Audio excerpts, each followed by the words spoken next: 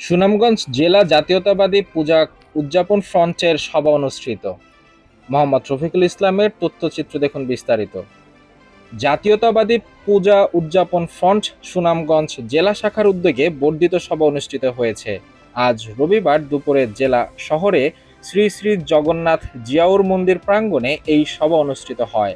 সুনামগঞ্জ জেলা হিন্দু বৌদ্ধ খ্রিস্টান কল্যাণ ফ্রন্টের সিনিয়র যুগ্ম আহ্বায়ক শঙ্কর কুমার দাসের সভাপতিত্বে ও জেলা পূজা উদযাপন ফ্রন্টের সদস্য সচিব রাজন তালুকদারের সঞ্চালনায় বর্ধিত সভায় প্রধান অতিথির বক্তব্য রাখেন সুনামগঞ্জ জেলা হিন্দু বৌদ্ধ খ্রিস্টান কল্যাণ ফ্রন্টের আহ্বায়ক ও জেলা বিএনপির আহ্বায়ক কমিটির সদস্য বাবু অশোক তালুকদার।